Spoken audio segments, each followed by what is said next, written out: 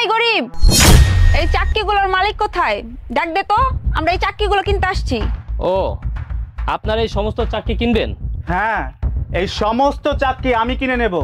চট জলদি একটা কাজ করতো, এই প্রজেক্টের মালিককে ডেকে নিয়ে আয়, বিনিময়ে আমি তোকে সারাদিনের মজুরি দিয়ে দেবো। ও আচ্ছা, ঠিক আছে। যেহেতু আপনারা সমস্ত চাক্কিগুলো কিনে নেবেন, আমার সাথে কথা বলেন। কি বললি তুই? ফকিন্নির বাচ্চা, ছোট লোকের বাচ্চা, আমরা তোর সাথে কথা বলবো? এই, তোকে বলা হচ্ছে না তুই এই প্রজেক্টের মালিককে ডেকে নিয়ে আয়? তাছাড়া তুই জানিস এই চাক্কিগুলোর বাজারের মূল্য কত? কয়েক কোটি টাকা। তোকে যেটা বলা হয়েছে তুই সেটা কর। এই প্রজেক্টের মালিককে ডেকে নিয়ে আয়, বিনিময়ে তো সারাদিনের মজুরি দিয়ে দেওয়া হবে। আরে ম্যাডাম, সমস্যা কি? আপনারা আমার সাথে কথা বলুন না। আমি ভালো করেই জানি বর্তমান বাজারে এই চাক্কিগুলোর মূল্য কত। আপনারা জেনে আসছেন তো? এই ভিখারি বাচ্চা, তোর কি আমাকে দেখে কোনো অংশে তোর মতো ভিখারি মনে হয়? আমি খুব ভালোভাবেই জেনে আসছি এই চাক্কির বর্তমান বাজার মূল্য কত। তোকে যে কাজ করতে বলেছি সেটা কর, তোর মালিককে ডেকে নিয়ে আয়, যা। স্যার, আপনাদেরকে দেখে তো মনে হচ্ছে শিক্ষিত, তাছাড়া আপনারা এই চাকরিগুলো কিনতে আসছেন, মনে হয় অনেক বড় ব্যবসায়ী। তাহলে আপনাদের ব্যবহার এমন কেন? আমি তো বলছি আপনারা আমার সাথে কথা বলুন। আমার সাথে কথা বলে আপনাদের সমস্যা কি? না, তোর এই ভগভগানি আর ভালো লাগতেছে না। দাঁড়া, তুই এমনিতে কথা শুনবি না, তোর ব্যবস্থা করতেছি। শ্রাবণ সাহেব, আপনি আমার সাথে আসেন তো।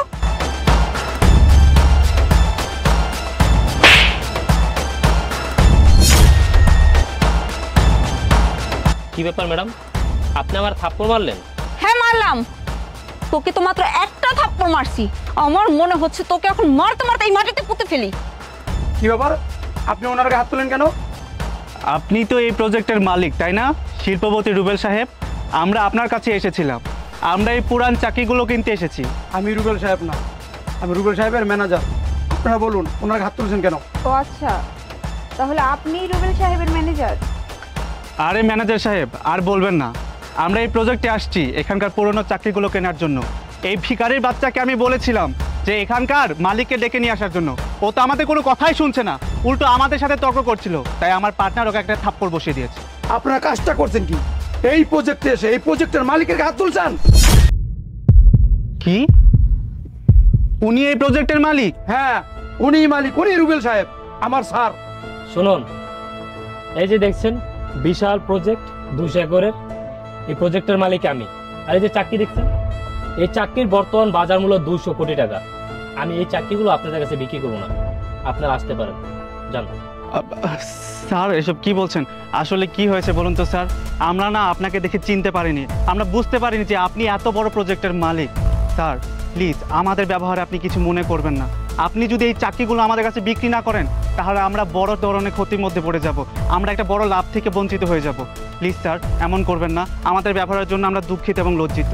দেখুন, টাকা পয়সা আজ আছে কাল নাই, টাকা পয়সা দেওয়ার মালিক আল্লাহ। আমি সবার সাথে ব্যবসা করি না, লেনদেন করি না, সম্পর্ক করি না।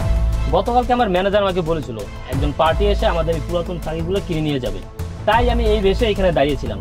আসলে আমি দেখতে চেয়েছিলাম আমি যার সাথে সম্পর্ক করব, যার সাথে ব্যবসায়িক লেনদেন করব, তারা মানুষ হিসেবে কেমন। স্যার, আই এম সরি, আসলে আপনাকে এইভাবে দেখে আপনাকে চিনতে পারি নাই, তাই আপনার গায়ে হাত তুলে ফেলছি। স্যার, আপনি আমাদেরকে মাফ করে দিবেন। আপনি যদি এই ডিলটা আমাদের সাথে না করেন, তাহলে আমরা আর্থিকভাবে অনেক ক্ষতিগ্রস্ত হব। দেখেন, আমি যদি আমার এই পুরাতন চাকরিগুলো কোনো নিলামে উঠাইতাম, তাহলে ভালো মূল্যে আমি বিক্রি করতে পারতাম, কিন্তু আমি এই চাকরিগুলো আপনাদেরকে কম মূল্যে দিতে চেয়েছিলাম। আপনারা যদি এগুলো বিক্রি করতেন তাহলে ভালো একটা প্রফিট পেতেন, কিন্তু আপনাদের যে ব্যবহার, আপনারা মানুষকে মানুষই মনে করেন না, মানুষকে পোশাক আশাক দিয়ে জাজ করেন।